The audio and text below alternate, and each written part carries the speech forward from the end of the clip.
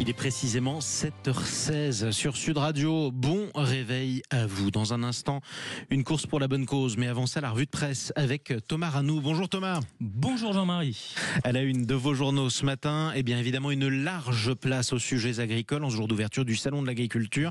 La Dépêche du Midi par exemple avec un titre « Agriculteurs, on vous aime ». Tiens, ils disent la même chose que nous. Ouais, exactement. Le quotidien régional revient sur cette année mouvementée pour le monde agricole et pointe un trop-plein de normes et l'impossibilité de se payer un salaire décent pour les agriculteurs. Il s'intéresse aussi à l'agriculture de demain, entre satellite et intelligence artificielle. Le Salon de l'Agriculture est toujours l'occasion de mesurer combien ce secteur est à la pointe de l'innovation technologique et scientifique pour relever les défis de demain, comme le réchauffement climatique, peut-on lire dans les colonnes du journal. La Dépêche du Midi parle aussi d'une visite à haut risque et forts enjeux pour Emmanuel Macron. On se souvient que le chef de l'État avait été assez largement bousculé l'année dernière. Les agriculteurs risquent de mal l'accueillir encore une fois, estime le quotidien, malgré une loi d'orientation agricole qui leur est assez favorable, précise-t-il. C'est ce que précise la Dépêche du Midi. Agriculture, place aux jeunes, c'est le titre du Parisien aujourd'hui en France. Il s'intéresse, Thomas, au renouvellement compliqué, c'est un vrai sujet ça, au sein de la profession agricole.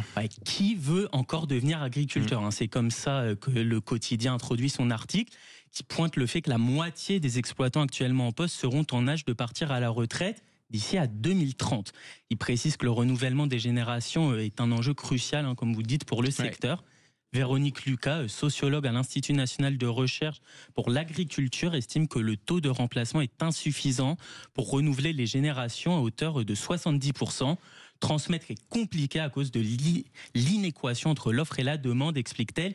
Les facteurs sont d'ordre financier, aussi psychologiques et patrimoniaux. Oui, c'est difficile de transmettre son exploitation ou plutôt de la reprendre à ses parents ou ses grands-parents agriculteurs. En un mot, quelques mots, en tout cas, la ministre de l'Agriculture, Annie Genevard, essaie d'apaiser la colère. C'est dans la Provence ce matin.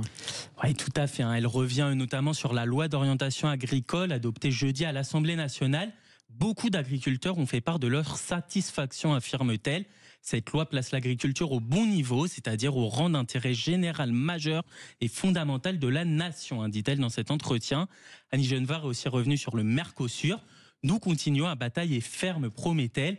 Nous agissons sur le plan diplomatique afin de convaincre des pays de rejoindre nos positions.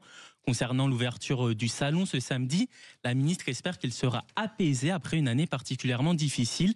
Tout le monde a gardé un mauvais souvenir de ce qu'il s'est passé l'an dernier, déclare-t-elle, ce qui a gâché une grande fête populaire. Ça, c'était pour le premier jour, effectivement, les sifflets, les insultes à la visite d'Emmanuel Macron. On verra si ça se déroule de la même manière aujourd'hui. On termine par une autre affaire, c'est à la une de Sud-Ouest, le titre « Affaire Bétharame ». François Bayrou, toujours plus dans la tourmente. Oui, affaire Bétharame, un fiasco d'État, peut-on même lire en première page. Une nouvelle plainte vise François Bayrou.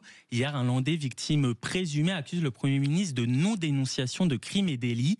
Il est âgé de 56 ans. Il affirme avoir été témoin d'une scène de violence alors qu'il était en étude avec la fille aînée du Premier ministre. Et il estime que celle-ci a forcément raconté la scène à ses parents. François Bayrou, de son côté, il se dit en colère de voir ses enfants mêlés à la polémique, tandis que sa fille, elle, souhaite interroger le déni individuel et collectif face aux violences. Effectivement, on en reparlera de cette affaire Bétharame. Merci beaucoup Thomas Ranou.